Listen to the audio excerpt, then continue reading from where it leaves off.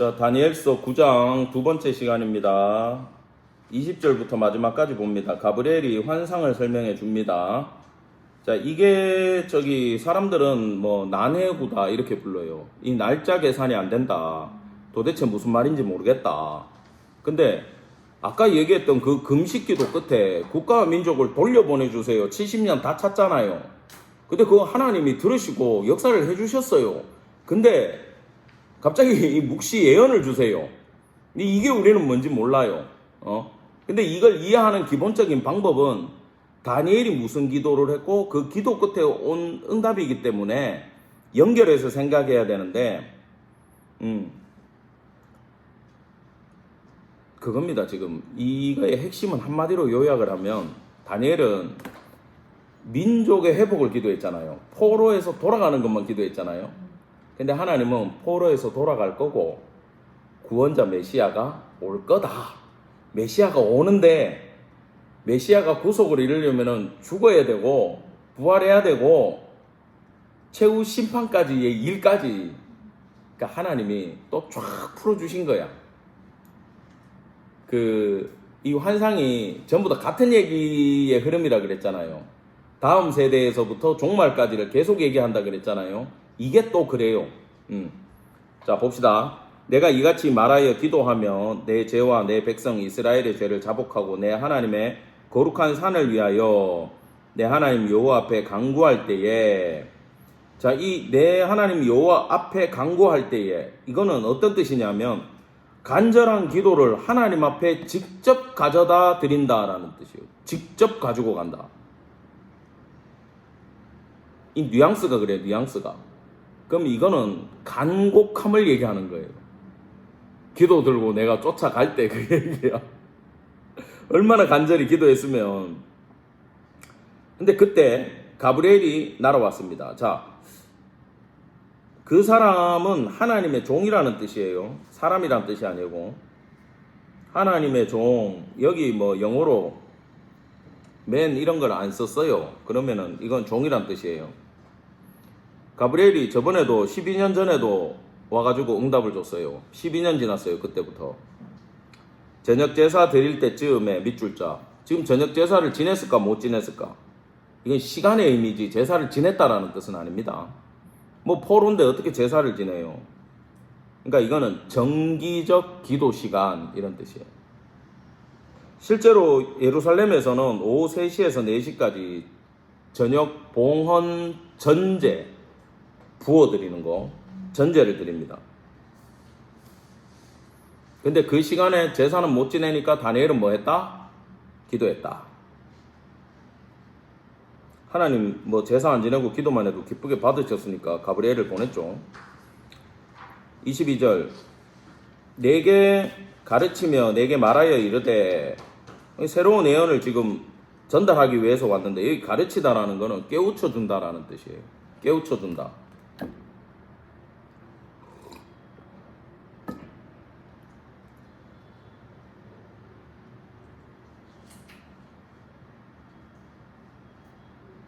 내게 지혜와 총명을 주려고 왔느니라. 밑줄 자. 아까도 말씀드렸듯이 민족의 회개, 민족의 회복을 기도했는데 하나님은 한 차원 높은 응답을 주신 거예요. 하나님 이런 분입니다. 뭐냐? 구속사의 장엄한 계획을 알려주신 거예요. 이게 편협되게 이 기도했으니까 이 응답 받아야지 우리는 이렇게 생각하는데 하나님은 이 기도해도 딴 응답 할 때가 있어요. 구속사의 장엄한 계획을 설명해 줍니다. 자, 23절 중요합니다. 내가 기도를 시작할 즈음에 형광펜 적읍시다. 결심하고 기도를 시작한 시점. 그러니까 우리가 이거지. 자, 여러분들이 집에 있다가 내가 교회 가서 기도를 해야겠어. 마음을 먹고 옷 입고 출발하는데 이미 하나님은 내가 가서 예를 들어 가정을 위해 기도해야 될 때야. 교회 가야지. 나왔는데 출발할 때 이미 하늘에서는 응답이 떨어졌다 안 떨어졌다? 떨어졌다. 지금 그걸 말하는 거예요. 하나님이 이렇게 우리를 기도를 기다리신다는 거예요. 여러분 기도하시기 바랍니다. 출발할 때 이미 응답 왔어. 자, 천사가 늦게 왔지. 이제 내게 알리러 왔느니라. 너는 크게 은총을 입은 자라. 자, 은총을 입었다. 밑줄 짝. 매우 소중히 생각하는 자라. 하나님이 엄청 소중히 생각하는데 여기 은총 입은 자, 이게 아끼는 자라는 뜻도 있거든요. 금, 보화, 밭에 감추인 보화, 그거 얻으려고, 그거 살려고 전 재산 팔아가지고 땅 산다 그러잖아. 그 정도의 가치. 하나님이 다니엘을 보석처럼 생각했다라는 거예요. 그런즉 너는 이 일을 생각하고 그 환상을 깨달을지니라. 이제 70일의 환상이 시작되는데,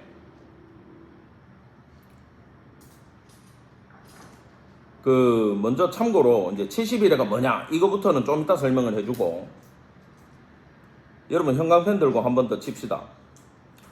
어디를 쳐야 되냐면 그 24절 첫 번째 줄 중간에 기한으로 정하였나니 형광펜 치세요. 기한으로 정하였나니. 그 다음에 26절 맨 끝에 황폐할 것이 작정되었느니라 밑줄자.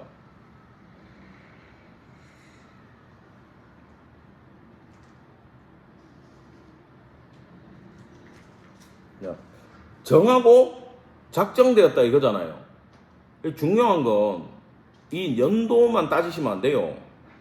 연도는요, 이 구역이에요. 여러분 엄마들이니까 예를 들어서 그 고등어 사가지고 손질할 때 머리 부분, 몸통 부분, 꼬리 부분 나누지 30cm니까 10cm씩 자른다 하잖아. 그죠? 톡톡 자르잖아요. 중요한 건 구역을 정했고 하나님이 정하셨고 그대로 끌고 나가겠다가 더 중요한 거예요. 의미가 몇 년에 빠질 필요 없어. 그 몇 년을 따지는 사람들이 세대주의자들인데, 전천년설이고 뭐 종말론이고 전부 다 세대주의로 나누는 사람들이 있어요. 의미를 먼저 알아야 돼요. 날짜보다. 자, 아무튼 이게 하나님이 정했다는 건데, 자, 그러면은 여러분 그 뒤에 그 종이에다가 메모지에다가 좀 적으시기 바랍니다. 이제 상식을 설명해 드려야 돼. 이걸 해석하는 상식을. 한일에라는 말은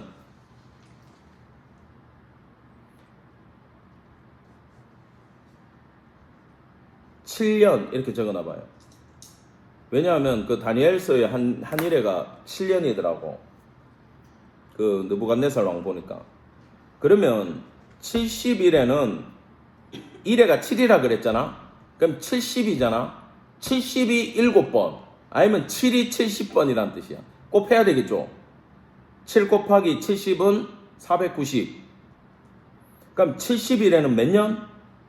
490년. 근데 1회가 그때 달라요. 1회가 7일인지 7년인지 몰라요. 근데 우리가 요한계시록 공부할 때도 7년 대환란 이랬잖아. 천년왕국 그랬잖아. 그 구역을 얘기하는 거지. 딱 우리 년수로 몇 년이다.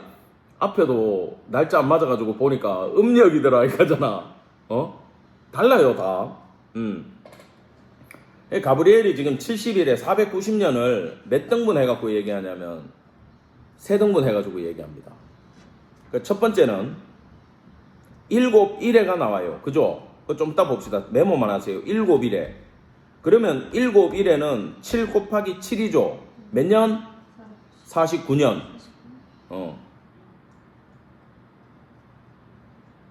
첫 번째가 49년이야. 7일에. 두 번째가 62일에라 그랬어. 62 곱하기 7. 제가 곱해볼게요. 434년이에요. 434년. 그러면 490년에다가 49년을 빼고 434년을 빼면 몇 년이 남을까요? 7년. 세 번째는 7년 한 1회가 되는 거예요. 이해가 됩니까? 그러면 7일에 62일에 한일에 이렇게 세 등분을 했는데 연수로 하면 49년, 434년, 7년 해가지고 합하면 490년, 71회가 나와요. 이제 세 개 나누셨죠?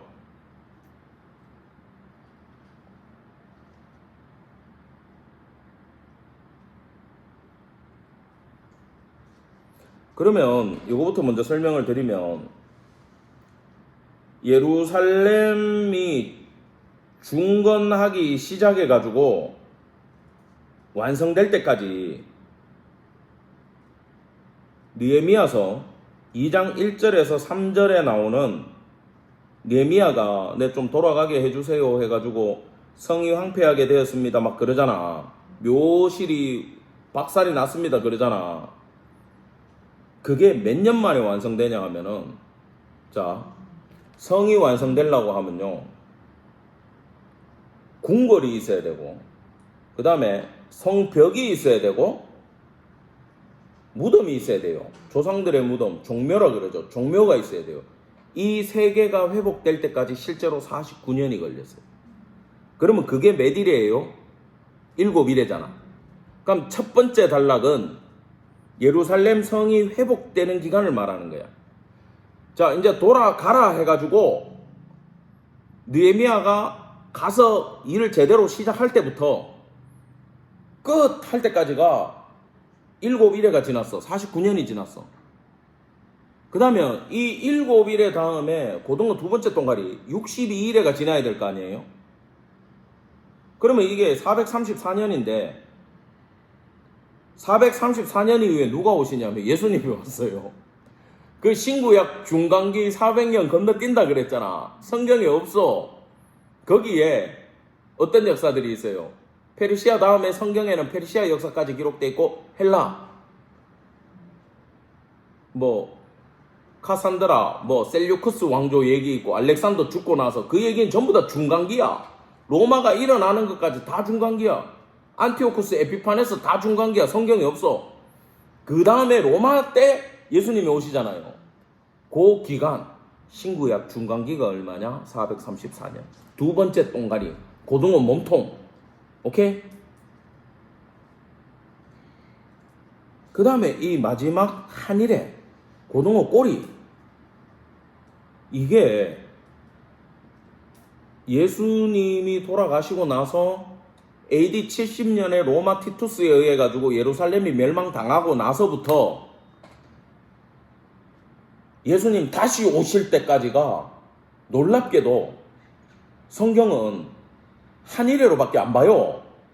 이 긴 기간을, 몇천 년을, 2000년 넘는 기간을 얼마로 본다고? 왜 한일회로 볼까요? 그 이제 자 여기서 이제 하나님의 시간과 우리 시간의 차이를 봐야 되는데, 바울도 그러고 예수님 곧 오신다 했는데 아직 안 왔잖아. 한일회로 계산하면 벌써 왔어야 돼. 근데 요한계시록을 보면 알아요. 구원받을 자들이 찼어요, 안 찼어요? 안 찼어. 하나님의 인내로 계속 기다려 주시는 거야. 그러면 예수님도 이 땅의 종말 얘기할 때 마태복음 24장에서 가증한 것이 거룩한 산에 선 것을 보거든 종말인 줄 알아라 이러잖아. 근데 그때 그게 예루살렘 종말인데 아직까지 세상에 멸망을 안 했어. 그 예수님은 세상의 종말과 예루살렘 종말을 이렇게 놓고 같이 보셨다 그랬잖아요. 그 우리는 지금 요한에 살고 있고 은혜의 기간을 살고 있는데 한일회가 언제 끝날지 모르는 종말의 때를 말하는 거예요. 마지막에 꼬리는. 그러니까 종말 그러면 예수님 죽으시고 부활하고 올라가신 날부터 지금까지 우리는 계속 그냥 종말에 떼고 한일회야. 그 왜 이렇게 짧게 얘기하셨을까? 그렇지. 오늘이라도 나는 갈 수 있다. 착하고 충성된 종으로 살아라. 마라나타 신앙을 가져라. 자, 공부 끝났습니다. 근데 이걸 이제 70일에 설명은 다 했고 본문으로 해석을 해드리겠습니다. 자, 24절입니다. 이걸 듣고 가면 쉬워요. 내 백성과 내 거룩한 성을 위하여 이런 일에 490년을 기한으로 정하였나니 그 시즌에 허물이 그치며 죄가 끝나며 죄악이 용서되며 영원한 의가 드러나며 환상과 예언이 응하며 또 지극히 거룩한 이가 기름 부음을 받으리라.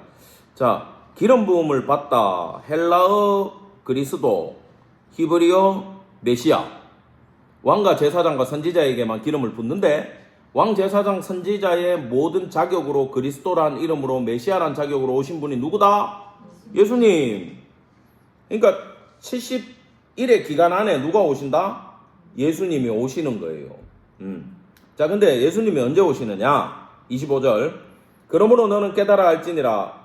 예루살렘을 중건하라는 영이 날 때부터 기름 부음 받은 자가 올 때까지 7일에와 62일에 아까 했죠? 49년과 434년이 지날 것이다. 그러니까 요 기간이 지나야 누가 온다고? 예수님이 오시는 거예요.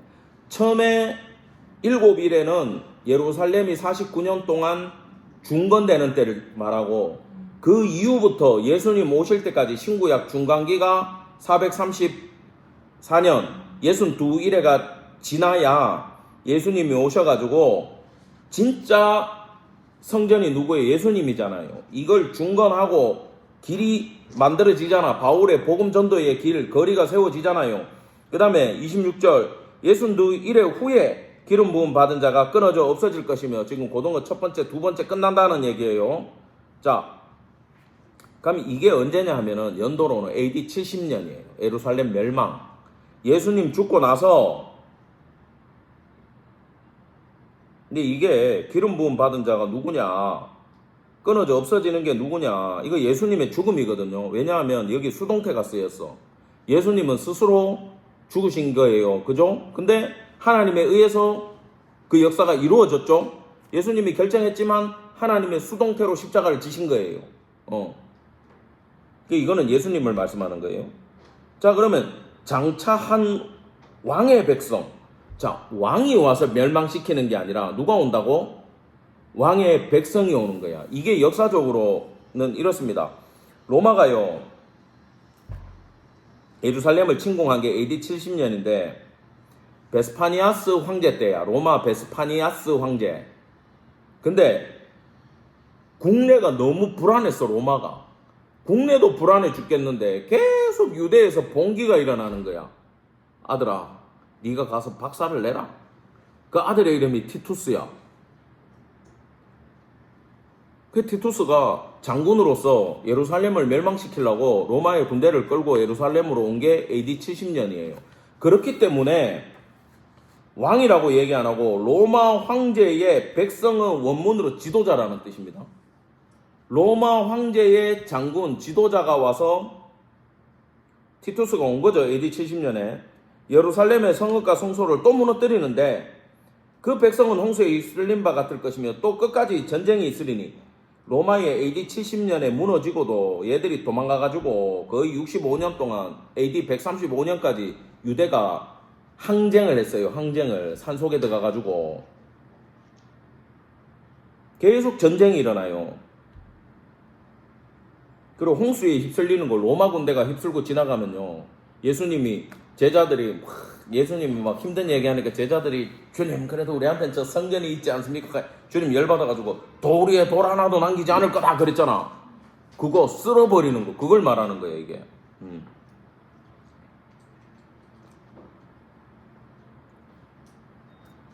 자, 그런데 우리는 어디 살고 있냐면 이 고등어 두 번째 동가리와 세 번째 동가리 종말이 올 때까지 26절과 27절 사이에 우리가 지금 살고 있다고 생각하시면 돼.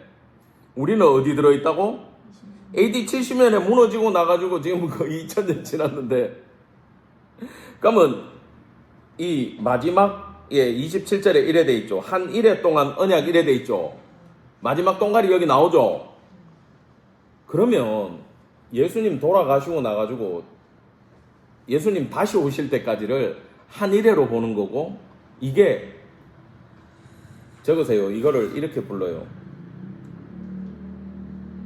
종말론, 종말론 이렇게 적어놔요. 그냥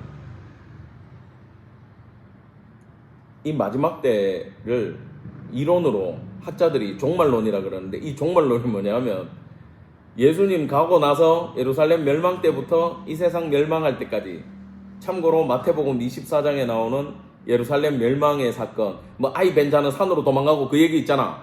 거기서부터 지금까지가 계속 종말 중이야. 그냥 응? 이게 하나님 주권이기 때문에 하나님이 몇 년을 끌고 가실지는 우리는 모릅니다. 그러니까 이렇게 한일해라 그러는 건 적으세요. 매일을 종말처럼 살아라고 얘기하기 때문에 이렇게 돼 있는 거예요. 자, 그가 장차 많은 사람들과 더불어 한일해 동안에 언약을 굳게 맺고, 이게 예수님 아닙니다. 뭐 언약 맺고 이렇게 하면 전부 다 예수님이라 하는데 아니에요. 그는 그 작은 뿔 기억나요?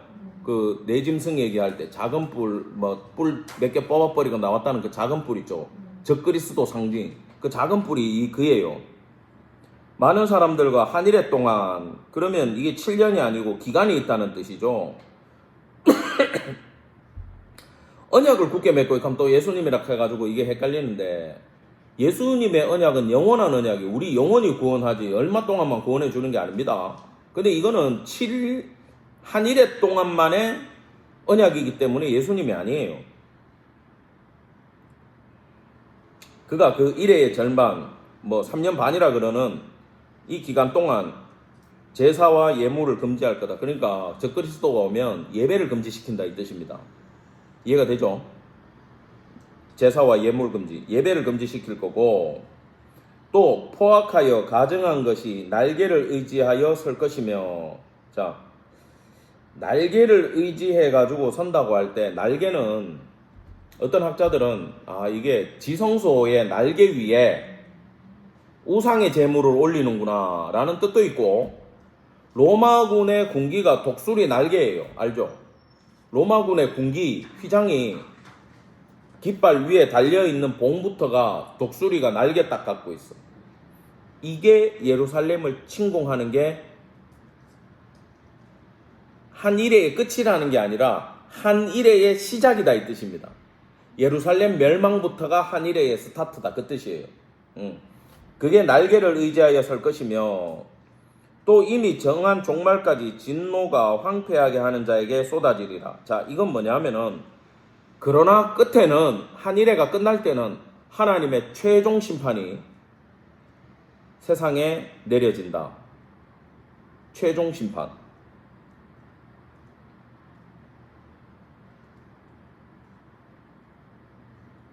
이걸 요한계시록에서는 우리가 공부했지만 7년 대환란이라고 부르는 게 이 기간을 말하는 거예요.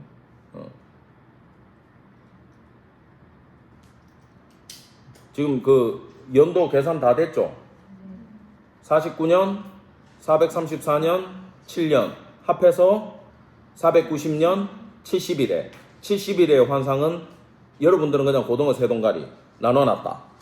기한이 정해져 있다. 몇 년인 건 안 중요하다.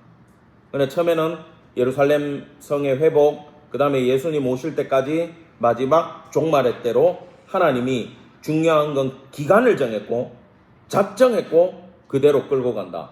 앞에 고등어 두 동가리는 이미 끝났고 우리는 마지막 한 일회를 살아가고 있는 과정에 있다. 언제 주님이 다시 오실지 모른다. 대비하는 성도의 마음을 가져야 된다는 게 가브리엘 71회 묵시의 핵심임을 성도들은 기억하기를 간절히 바랍니다. 예, 주님 언제 오실지 모릅니다. 항상 기도로 준비하는 성도들 되기를 간절히 축원합니다. 수고하셨습니다.